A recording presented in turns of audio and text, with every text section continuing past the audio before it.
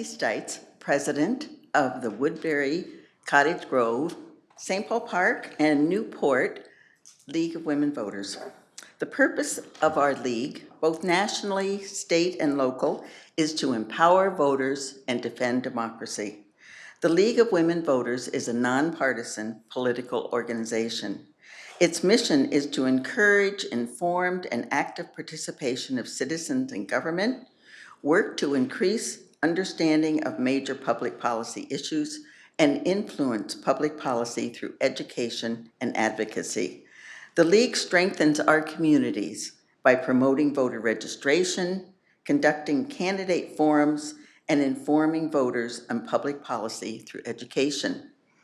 I'm going to turn it over to Liz Nordling, who is moderating this evening.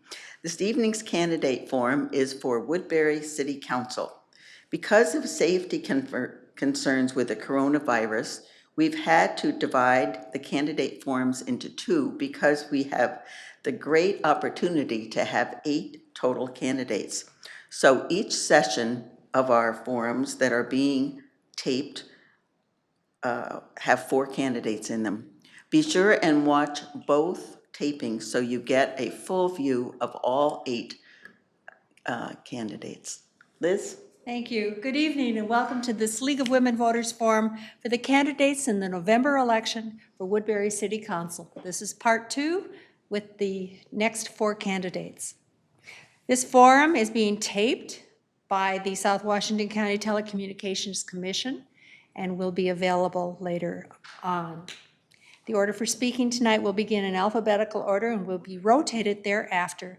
Candidates' remarks are being timed to assure equality of time, and the seating for the candidates follows suggested guidelines. Questions have been submitted via the local league's website, and this group will be asked the same questions as were asked the first forum in the same order, so that you, the audience, may be able to compare and contrast the candidates. The candidates are Amanda Hemmingson Yeager, Deborah Larson, Bob Lawrence, and Kim Wilson. We'll begin with our opening statements, and we'll begin with Amanda Hemmingson Yeager. Thank you. Good evening. Thank you so much for hosting this forum and for watching at home. My name is Amanda Hemmingson Yeager, and I'm running for Woodbury City Council. I'm a mother, a scientist, and an empathetic leader. I have an education with a bachelor's and a master's degree in genetics, as well as a master's degree from the Humphrey School of Public Affairs. This combination gives me the appreciation and the understanding of the technical and the policy implication side of policy. I also have professional experience in both the public and private sector, and I'm currently a legislative analyst. I am running to ensure the health and sustainability of our water, to connect and maintain our parks and trails, and to truly represent and advocate for you, the citizen. I listen to understand your perspective because it's not my agenda, it's the citizens' agenda. Thank you. Thank you. Next with her opening statement is Deborah Larson. Hello, I'm Deborah Larson. I want to thank the League of Women Voters for hosting this event and letting everybody know a little bit about each of the candidates. I am a resident of Woodbury since 1983, so I've seen a lot of changes over those years. I'm also a nurse anesthetist, and I have recently retired as of May of this year. I worked at Fairview Health Services for about 18 years. As far as other experience, I have also had experience on the board of Wyndham Ponds and in the new construction advisory position on that board. I've worked in other volunteer positions for candidates and also other throughout Woodbury. Anyway, the main thing I've kind of been following is the water situation in Woodbury, and that's what kind of got me interested in running for City Council. Thank you very much. Thank you. Next with his opening statement is Bob Lawrence. Liz, thank you. Thank you to the league for hosting this. My name is Bob Lawrence. I've been a resident of Woodbury for 15 years. I've got an 18-year-old son and a 16-year-old daughter and a wife also at home when I can find her. I grew up in Oakdale. I joined the Army. I'm a U.S. Army veteran, the reserves. I owned a plumbing and heating contracting company, and I currently have an insurance company. So I've been a small business owner for 20 years. My reason for running for council is just I've been involved in many boards, had a lot of employees over the years, and I've had an ability to listen to both sides and come to some good conclusions. And we are missing that today just in general. So that's why I'd like to represent the people of Woodbury. Thank you. Next with her opening statement is Kim Wilson. Hi, I'm Kim Wilson. Thank you to the League for putting this on, and South Washington Telecommunications also. With COVID happening, this is more important than ever for us to be able to get our message out there. I graduated from Woodbury High School in 1985, and in 1993 I moved back here to raise my family. I have 5 children ranging from 30 to 12. I quit court reporting to raise my kids, and so and I ended up homeschooling them. I've been very active in the community, Lions Garage Sale, map sales, hockey board, soccer coach, baseball coach, church, things along like that.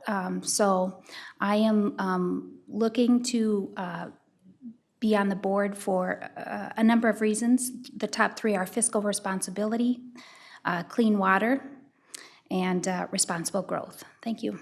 Thank you. We'll begin with our questions now, and the first question goes to you, Kim. Woodbury's drinking water has been impacted by chemical contamination. What have our city officials done to deal with this issue, and what steps do you think the city needs to take to protect the health of our residents? So the PFAS issue, growing up here, has probably affected longtime residents more than it'll affect newer residents, because back in the day there was no level of monitoring it. The city just recently built a temporary water treatment facility to put 4 of our wells back online. One of the things that I would like to see the city do is they have quarterly testing, and for 1 year the well has to have a rise in their PFAS level before they take it offline. I would like for those quarterly tests to actually be published out online. Then we as citizens can actually make a decision on whether we want to drink the blended water or if we would prefer to find other options for it. Thank you. The question now goes to Bob Lawrence. Thanks, Liz. So I am a plumber by trade. I have a master plumber's license in the state of Minnesota. And so I'm very familiar with a lot of the issues around drinking water. There's been a settlement recently, and the state is heavily involved in this too. So this isn't just a city item. But the city, to Kim's point, does need to be making sure that we're letting people know what their levels are, what their options are. There's a lot of, I get questions all the time of what should I do? How do I need to buy water? Should I put in an RO unit? What is an RO unit? The city can do a better job on educating people so that they can make good decisions. Thank you.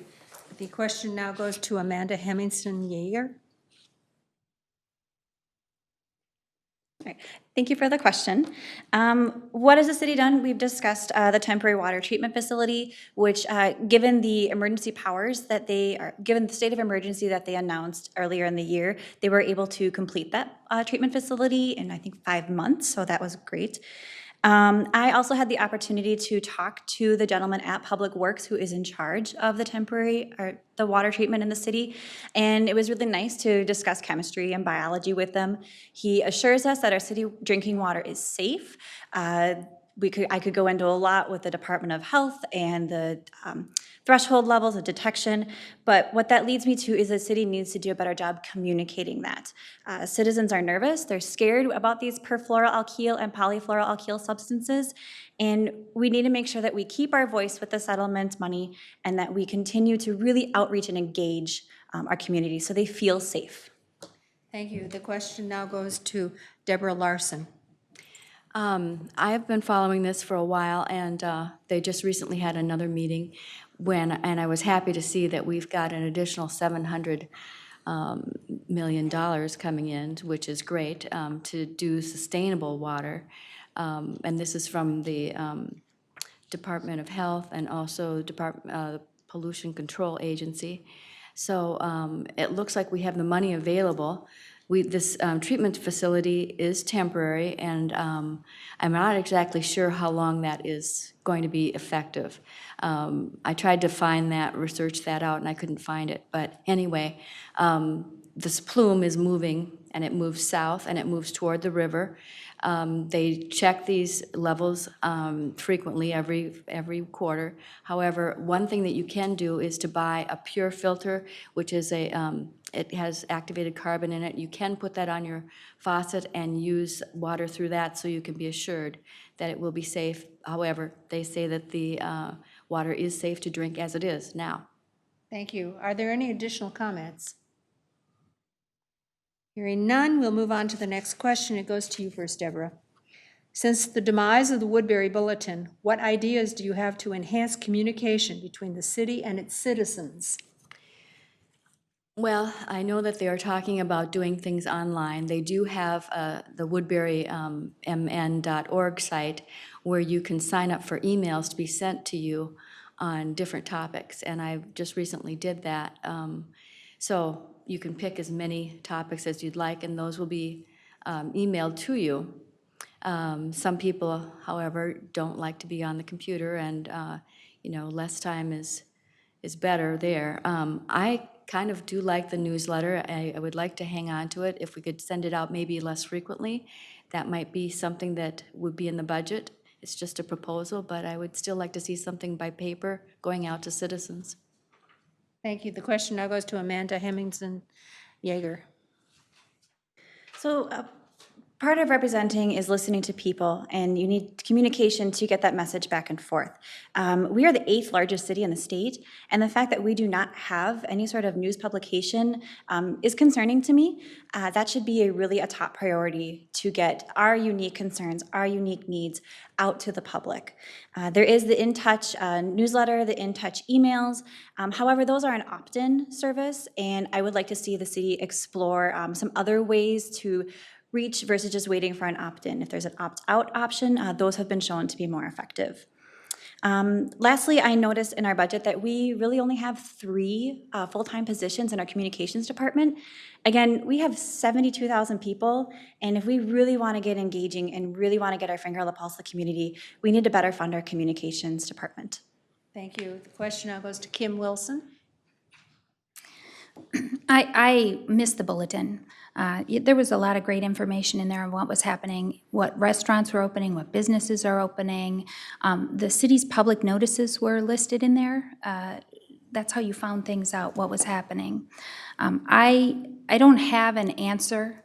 I know that the newspapers are dying. I love them, but they're dying. I have been approached by a number of people asking if the city would be willing to fund some sort of reporter or something and then send newspapers out. I could agree with Amanda. Our communication on the city's website could be great to our public notices could be out there. What's happening in the community, we could utilize that type of service more. The problem with that is not everybody is on the computer all the time. Thank you. The question now goes to Bob Lawrence. Thank you. So I'm sure, as with most print, there was a groundswell that this is not something that's needed. I would argue that there's probably still a segment of our population that would like to see that, and probably there's always people that are saying, I'm off social media or I'm off the computer for a while, and it's a good opportunity for them still to see something in print. As far as having more people on the staff, I would advocate that we've got several high schools within Woodbury, and I know that they've all got people that are interested in creating video, creating content, writing for a newspaper. It'd be a great opportunity to have those kids be more involved with what's going on in the city and also getting some free labor. Thank you. Are there any additional comments? Hearing none, we'll move on to the next question, and it goes to you first, Bob. What is the greatest challenge facing Woodbury? Well, I think the greatest challenge probably facing every community in the United States right now is how to deal with the combination of dealing with the pandemic as well as the racial inequalities and the challenges that people have with those. And Woodbury is certainly not unique in that. I have an office in St. Paul. I had to board up my office during the riots. I've got lots of people that are struggling on my street just to stay alive in their business. So we need to make sure that we've got a solid police force that is well-trained, is taking care of people the correct way. And then we also need to support our small businesses and people that are struggling. We need to help them out. That can be, again, community engagement is what I'm a fan of, not government spending more money. Thank you. The question goes to Kim Wilson. Is it top three or just the top? It says, what is the greatest challenge? Okay. COVID has presented a challenge to the government because they've lost some revenue during this time. So that is going to have an impact on us for a couple years. That was witnessed at the budget meeting that went for 7 hours, and they did a nice job discussing it. But along with that is the water quality issue and how the state is going to disseminate that money and give us what we need to have clean water. And government growth, I'm not a fan of, and government spending.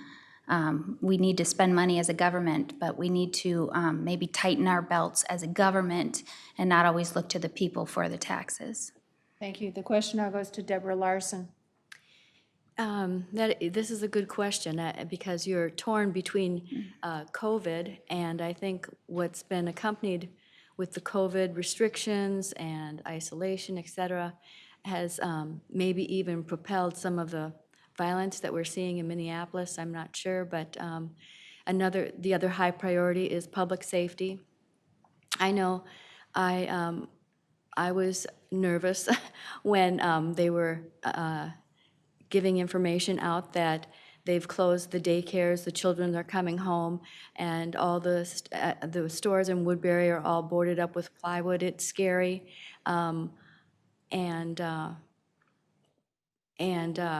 Like I said, COVID has taken a big toll on our economy. We have the CARES Act, but that is kind of uncertain as far as how long that's going to hold out. So I'd say we have a couple big problems, and I support the police. I'll just leave it at that. Thank you. The question now goes to Amanda Hemmingson-Yeager. Thank you. If I could roll everything, because all of these issues are so intertwined, into one greatest challenge facing Woodbury, and I think it's just the fact of responding to all these current events.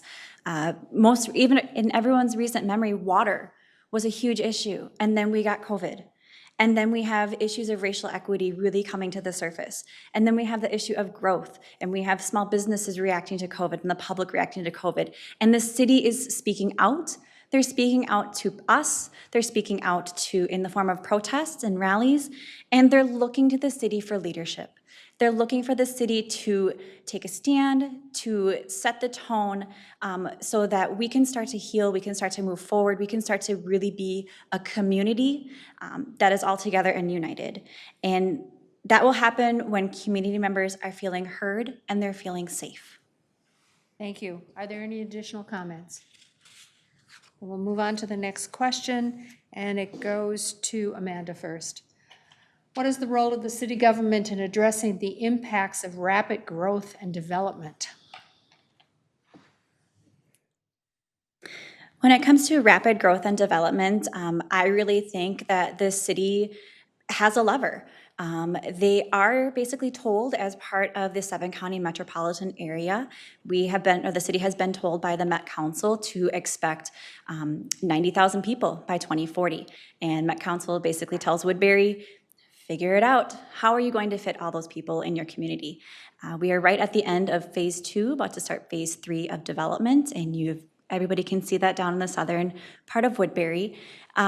But really the city, they're the ones that approve the plan unit development permits, the conditional use permits. They are the ones that approve the contractors. So I think the city can take And City Council can take a very strong role in determining the types of housing, where the housing is, and what kind of community we're going to continue to develop in a very measured and thoughtful process. Thank you. The question goes to Deborah Larson. I know that this Met Council is telling us to prepare for that, but, you know, it is a projection. It may not come to be that we have that many people. And in fact, the land in Woodbury is being used up right now, and I don't know if we can accommodate that many. I don't know. We'd have to have studies, and I'm sure they will be doing studies. So it's just difficult to determine. I'll just say that I don't know that I'm really a fan of having busing. I know they're talking about putting in a gold line, and I really struggle with that. I don't really know that the people of Woodbury would use it. I don't know that it's really worth the cost. I just think it has to be determined with more public input to see how people feel about this. Thank you. The question goes to Kim Wilson. So the city is, taking their direction from the Met Council. They have the 2040 Comprehensive Plan, which is really a plan for every inch of Woodbury. Do I agree with it? No, I don't. I think that we have traffic problems in Woodbury. We have water issues in Woodbury. Our community is growing too fast and cannot handle these things. Our fund balances are being decreased, and when we build parks and trails and water and sewer, and if we don't have the ability to pay for these things and take care of our existing infrastructure, then we're doing nobody any good. So we need to rein it in and have good, slow, responsible growth. Thank you. The question now goes to Bob Lawrence. So I think Woodbury is a pretty great place to be right now. I do think that we just need to make sure that as, we can only go by what the anticipation of growth is, and nobody has a crystal ball, but if we're going by the guidance of Med Council, then that's what we've got to plan for. So our infrastructure, our schools, our roads, those all have to be planned for. We certainly can look at growing smart, but people want to come here because it's a great place to live, and I want to make sure that we continue to provide that, all the amenities, the services, and also have good housing for the people that we ask to work here, and so that we can continue enjoying the way things have been. But overall, I think we've done a pretty good job. Just keep going. Thank you. Are there any additional comments? Hearing none, we'll move on to the next question. It goes to you first, Bob. What ideas do you have for providing affordable housing in Woodbury? So I was actually talking to a friend of mine who works in that business, and I asked him if he's looked at Woodbury at all, and he said he hasn't.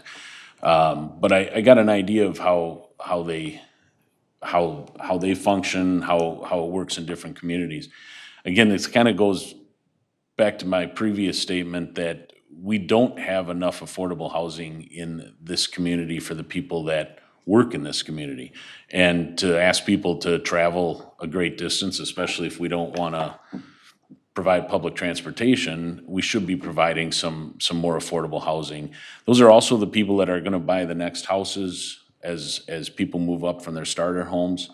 And that creates solid citizens of the community that start here and get to continue to raise their children and grow old here. Thank you. The question goes to Kim Wilson.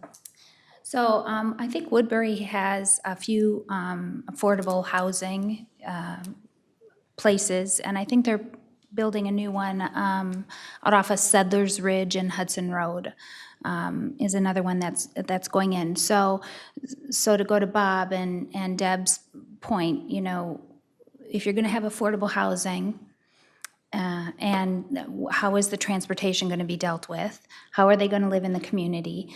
And I always question what is affordable is a tough word in Woodbury. I mean, I'm not gonna lie, the water rates are going up and the taxes are going up and everything is going up to pay for the things that we need, which means your values go up and so do the things that go along with it. Thank you. The question goes to Amanda Henningsen Yeager. Thank you. Woodbury is known to be a very professional community. Many people live in Woodbury and then used to travel, I should say, pre-COVID. But their home of base is out of downtown St. Paul in Minneapolis. My husband and I both work in downtown St. Paul. And I think this really comes down to what is the definition of affordable. And when you're defining affordable as a percentage of the median home value, we have great home values here in Woodbury. But for people who need to work in retail or need to work in our restaurants, they can't afford to live here. And this is just as recent as a new development that's going up. They said that they're selling single-family homes that you can rent. And I was like, oh, this is interesting. Upper $2,000 to rent. That is much more than my house mortgage. So I don't find that affordable. So I think we really need to be creative and we need to be thoughtful and we need to redefine our term affordable. Thank you. Question goes to Deborah Larson. Affordable housing is a problem in Woodbury, and I don't have a solution for that. I know that we do have a few places, and we could at least, I'm assuming that we could maybe put in one, I know they were looking for an apartment complex that may bring additional revenue plus be a little bit less expensive, although you mentioned that the rent is approximately $2,000 a month, which is very expensive. I don't have a solution to that. I know that the tax rates in Woodbury have slowly gone up. That's another issue. So I don't have a solution for that. Thank you. Are there any additional comments? Hearing none, we'll move on to the next question, and it goes to Deborah first. In the event of a budget shortfall, what processes would you use to balance the budget? Woodbury has been very judicious in how they do their budget, and they have funds that they can move from one area to another. They have some things that they've put aside in advance should, with the Hero Center, they were talking about this last night, about having maybe a $50,000 slush fund that they could pull from should there be any issues there. They have this AAA bond rating, which means that they do have additional funds that they can pull and use just in case they would need something. So I think they've got that into the budget, built into their budget. Thank you. The question goes to Amanda Hemmingsen Yeager. Thank you. Well, first off, I would just like to thank city staff. This budget is huge. As you guys have alluded to earlier, it was a 7-hour and 9-minute meeting last night, and the packet was approximately 180 pages. So I think the city staff really does the best job that they can in preparing the budget. Woodbury is a very lean-run government. Right now, we have about 4.45 city employees for every 1,000 people, which I don't think that's a very high ratio. Some creative processes that we could use to balance the budget is to, again, intentionally seek out public input, whether that's through a town hall forum, digital outreach, but getting some more public input, they could have some creative ways, and really continuing to look at the line items and really think of where our values as a city are, because I really feel that our budget priorities reflect our city's values. Thank you. Question goes to Bob Lawrence. So yeah, we've historically done a good job of keeping a budget here, but I guess we can always, we always have to assume that there's gonna be something like a global pandemic that might happen that we never would see coming. So, I would always opt for making cuts versus trying to increase or taxes or find, general additional revenue. There also could be usage fees for, as an example, I was on Woodbury Athletic Association for 10 years. And so we get a really good deal on the field usage in Woodbury as residents, as we should. But if we had a shortfall of budget, we could charge everybody a little bit that's using that, and they'd be happy to pay it. But in general, we would have to cut some services out in order to balance it. Thank you. Question goes to Kim Wilson. So Woodbury's a property tax city. We don't have lodging taxes or sales taxes or parking fees or park usage fees. So every dollar that comes in here is coming from the taxpayers. So if there's a budget shortfall, the first thing I would do would be to look at the council's budget. I am always strongly opposed to going to the taxpayers first while the city continues on with their remodeling projects for, City Hall or Central Park or things like that. If there's budget problems and pandemic problems, money problems within our community, why should the city continue their spending when the citizens are asked to tighten their belts so they can continue to pay their mortgages and just try to survive? Thank you. Are there any additional comments? Hearing none, we'll move to the next question. It goes to you first, Kim. What are the main challenges facing our city police and fire departments? That's nice, Liz, thanks. I think what's happening to the police department, I gotta separate the two. They're like two separate issues, unfortunately, combined into one question. The police department is under attack. I'm not gonna lie. People are not happy with police in general, and that's unfortunate. The police department is needed. I would strongly continue funding the police department. The fire department is maybe not under as much attack, but their fire response times, getting to where they need to be is getting more difficult around a growing city with the fire stations and the growth continuing to grow, and the fire station's not in the proper place, but thank you. Thank you. The question now goes to Bob Lawrence.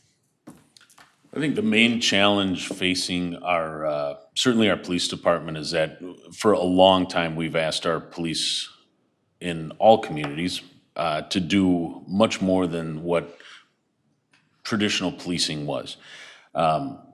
We have in our country, and again, Woodbury is not exempt from any of this. We have a serious mental health problem in our country that is not addressed. Many of the police calls, a large percentage of the police calls are for mental health issues. I would advocate that we have some mental health professionals on staff with public safety that are able to respond with police officers and can deal with situations that our police are not either educated to, nor do they want to be involved in, and they can stick to doing the things that we need them to do. And again, they need training, they need our support and our respect. Thank you. The question goes to Deborah Larson. There's a few issues that the police and fire department have right now, and there's an aging fleet of vehicles, from what we heard last night, that will need to be replaced, and that will be in the next couple years. There's also, they're trying to train the paramedics and firefighters to work interchangeably, which is a big cost, and they're trying to get this in order. And also, they do come under attack. I think they need to have their dignity preserved. It's a very tough job to do, and I just want to make sure that they will continue coming into work. So, Thank you. Question goes to Amanda Hemmingson Yeager. Thank you. I'll start with the fire side. The main challenge facing the fire department, I feel, is the firefighters slash EMS positions. At a public safety workshop about a month ago, the fire marshal expressed that we are actually losing positions. We are becoming a less competitive employer because we are not having this dual role. So I think that is a big issue. And then our fire station coverage for the growth that we're experiencing. And I think that leads to the decrease in fire response time. Now, for the police side of things, it's no doubt that the racial inequities has really caused a breakdown in trust in all communities between policing and the community.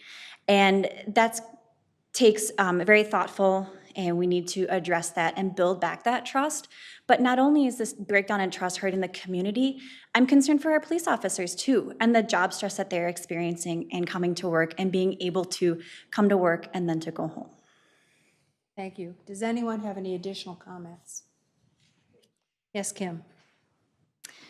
Just real quick, since the police are in the news every day, some of the things that our public safety department does around here, they distributed community masks during our COVID crisis. They had a community helpline that they were responding to during the day. They gave emergency gift cards to people during this time. They did the birthday parades. And when COVID isn't around someday, we'll be back to Coffee with a Cop, doing the community outreach, the barbecues in the neighborhoods. These are the things that build the trust and give a relationship with the cops in the community. Thank you. Anyone else? Yes, Amanda? If I could just add to that too, there's a lot of different people in our community. We have a very diverse community, and we need to make sure that everyone is feeling heard. And from what I've been experiencing lately, not everybody is feeling heard, not everybody is feeling safe, and those perspectives are important too. Thank you. Anyone else? We'll move on to the next question. It goes to you first, Amanda. For small home-based businesses whose livelihood has been destroyed this year and probably next year, what would you do to help small businesses in our community? That is a great question, and as the daughter of a small business owner, I can totally appreciate and I feel for the small business owners. This is a very unique and challenging time for small businesses, and where I think the city can come in is look at, again, creative ways. We have been faced with new challenges, and it demands creativity. We have a great relationship with our county, and there are some county options that we can look at for resources too. We can look at state resources. There has been a lot of state resources given out for small businesses. We can even try the federal.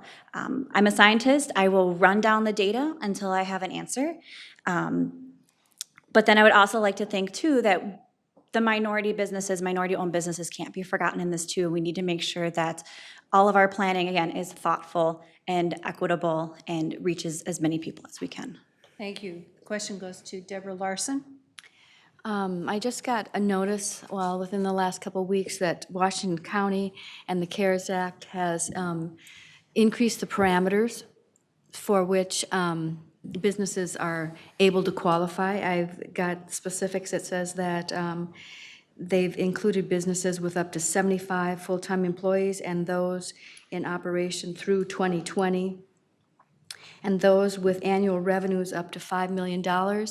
So if they haven't made application, I would encourage them to make application to Washington County. I know that the state has programs also, and beyond that, I would just like to, encourage our citizens to go to small businesses, support their business, and do what you can to help them out during this rough time.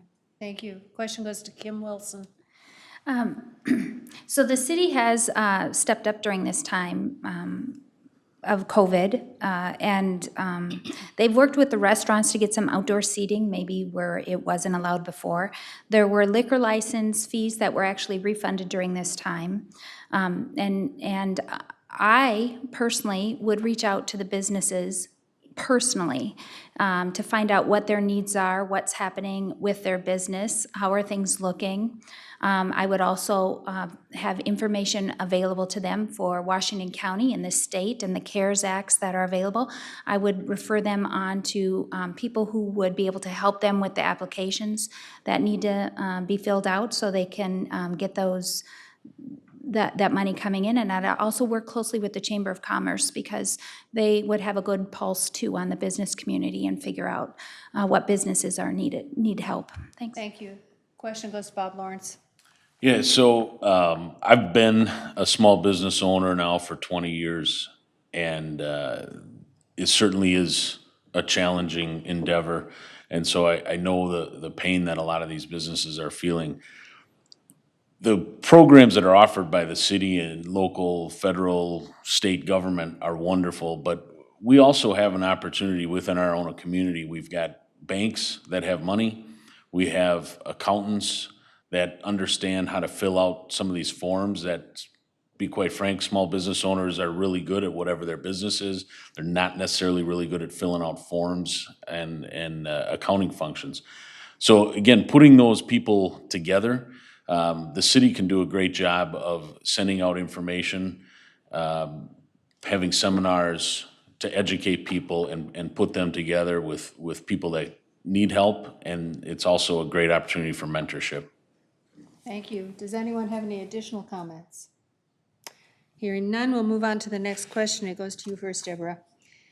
What should the city's spending priorities be for the next several years? That's a very good question. When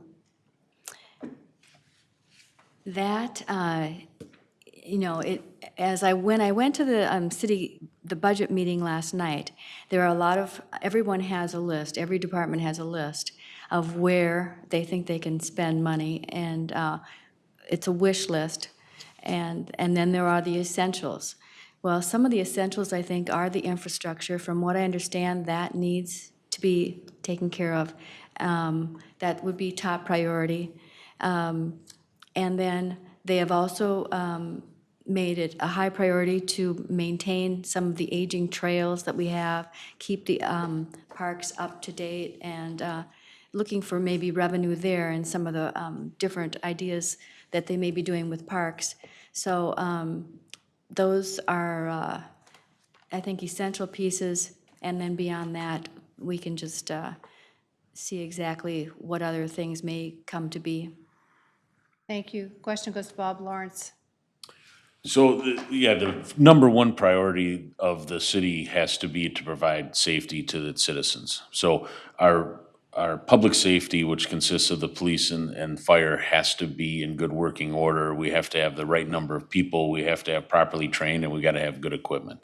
And then secondly, infrastructure. We need to make sure that we're able to get around the city, that our stoplights work, that our roads work. Those are really the priorities. Trails and parks are great, and my wife makes me go with her all the time on them, and so I'm a big fan, but as far as priorities, those two are the priorities. Thank you. Question goes to Kim Wilson. Yeah, I agree with Bob. I mean, the basic role of the government is police, safety, EMS, infrastructure. We want to be able to flush our toilets and turn on tap water and get it.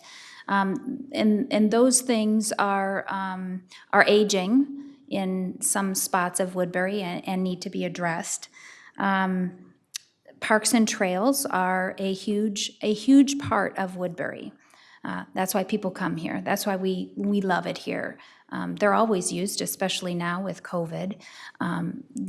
They are deteriorating, and we keep adding, and we don't have proper funding for parks and trails. We don't have proper funding for our water and sewer, and we need to make sure that those things are funded. Thank you. The question goes to Amanda Hemmingson-Yeager. Thank you. Like I mentioned earlier, our budget priorities, I feel, are a reflection of our city's values. So when I think about our spending priorities, it's been mentioned that we're behind on our parks and trails maintenance. So I think that needs to be a priority. We want safe trails for our families, our kids, and our pets, and we want them to be maintained. It is a big marketing factor for the city. We need to make sure that our infrastructure stays well maintained and updated with the developing part of the city. We can't forget about the older part of the city where I live. And we want to make sure that those water lines are being maintained before they break. The gas lines are being updated before they break. And then finally, we need to make sure that we are having a safe and supportive community for our employees, our business owners, our families, and our visitors. Thank you. Are there any additional comments? Hearing none, we'll move on to the next question. It goes to Bob first. Please address the progress or lack thereof of public transportation for the people of Woodbury. Well, it seems to be a lack thereof. And I think, again, there is not, the city of Woodbury wasn't designed to have city buses running up and down the streets. Certainly the main drags, Radio, Valley Creek, Woodbury Drive, but we've got a lot of curves that are probably too tight for most of the city buses, so that's not a good solution. I am 100% in favor of having buses that are able to go from St. Paul to Woodbury. Obviously, from St. Paul, you can get anywhere. I would not be in favor of bringing light rail out to Woodbury. I haven't heard anything about that for a while, but I think busing would be a positive thing. Thank you. The question goes to Kim Wilson. Well, most people know that there is progress in the area of public transportation in Woodbury. So the Gold Line is coming in at, I think, over $500 million. We don't know how much the city has to pay for this yet. It's like an open-ended thing. We have started some things, water and sewer, sidewalks. There's probably property that's been abated or put in a TIF district for the bus. I agree with Bob. Our streets, our community streets are not set up for public transportation. And I do believe that the bus line is looking at expanding from the new station behind Kohl's there out to where the affordable housing is being built on Settlers Ridge and Hudson Road. There's also a bus line that does come down through Century and does hit the west side of the city, along with our express buses, which are highly used outside of COVID. Thank you. The question goes to Amanda. I'm actually really excited about this question, so thank you to whoever asked it. I actually sit on the Metro Gold Line Community and Business Advisory Committee, and we have passed the 30% development phase. The plans are in place. There's a lot of funding partners. This is being funded mostly federally and through MnDOT. For example, there will be putting a bridge in along Bielenberg to go over 94. That's an $8 million bridge that has been put in the previous, I believe, 2020 and 2030 comprehensive plans. But due to funding, Woodbury was never able to do it. Now we can have that with this partnership. Along Bielenberg, where a large chunk of the Gold Line is going to go, the MnDOT and the federal government will be paying for Woodbury's infrastructure, water, and road updates that would cost Woodbury way too much to handle on their own. And busing gets cars off the road and is more environmental, so I'm very excited for the Gold Line to come in. Thank you. The question goes to Deborah Larson. The Gold Line, yes, is situated to probably, from what I understand, it is approved, but like I said, that's not one of my high items that I am really excited about. But anyway, they're proposing 3 stations that will be at Tamarack, one along I-94, and the other one by the theater in Woodbury. And that's 3 stations. Along the whole, say, 9-mile corridor, there's supposed to be about 12 stations. It's supposed to take you about 34 minutes to get downtown St. Paul. It's a rapid bus transport. The price, yes, I did hear, was around $500 million. the federal government is supposed to pay 45% of that. And then I was looking into beyond that, there are a couple other, well, I won't go into the other cities that have gone from the rapid bus transport, and then they go to light rail following that with the feeder buses coming into the light rail, which is a Thank huge you. expense. Your time is up. Does anyone have any additional comments? It would be your chance to finish your thoughts there, Deborah. That's okay. Okay, Kim? Just a quick follow-up on what Amanda said. I don't know how much money the city is getting to put in infrastructure for the Gold Line. I don't know if the city knows. If they do, it hasn't been put in the budget, which is scary, that they're aware money's coming in, but yet they're telling us that there's not enough money in the water and sewer fund to fund the projects. So I do know, I think I read somewhere that Washington County's on the hook for about $159 million. I don't really know how much Woodbury is, but it would be nice if we had some idea.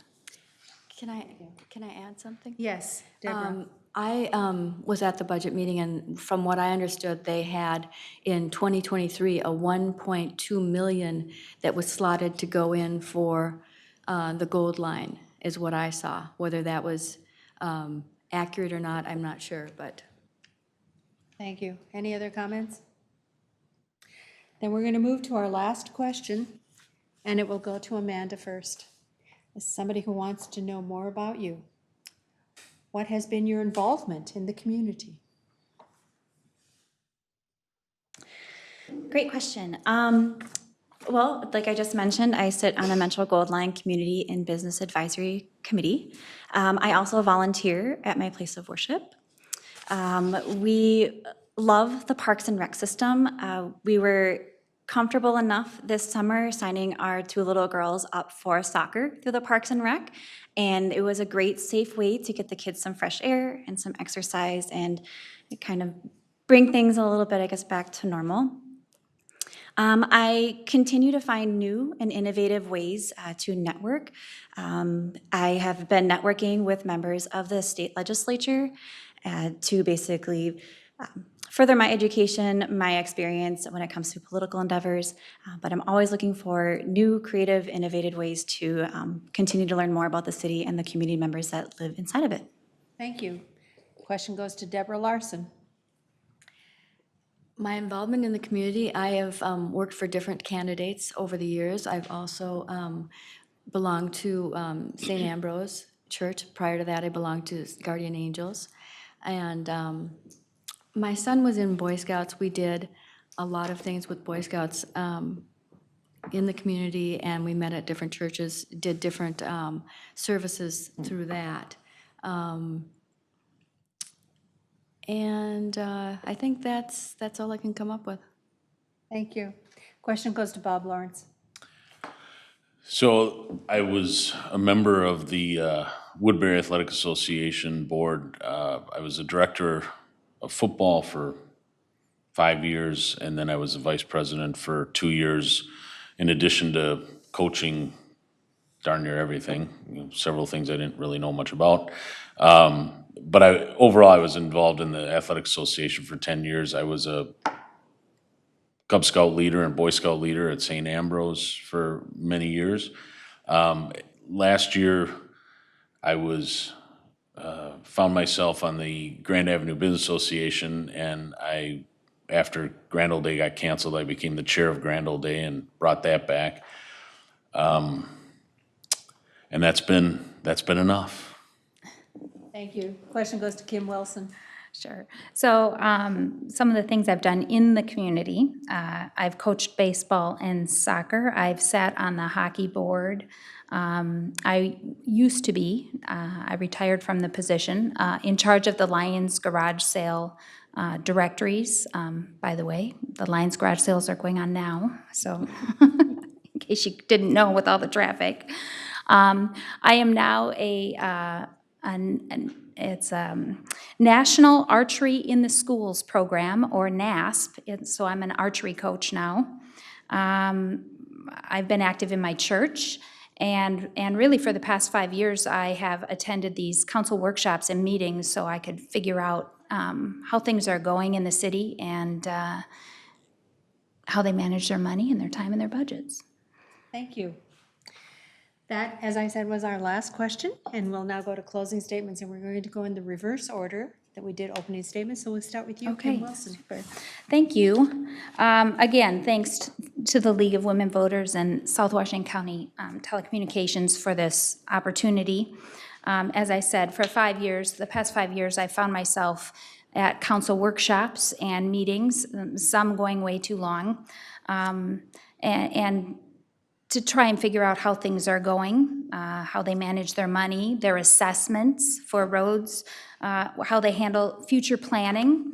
And I also have come to realize that this COVID pandemic is going to play a part in the city's future budgets. And so I'm looking to the city to tighten budget, not the homeowners.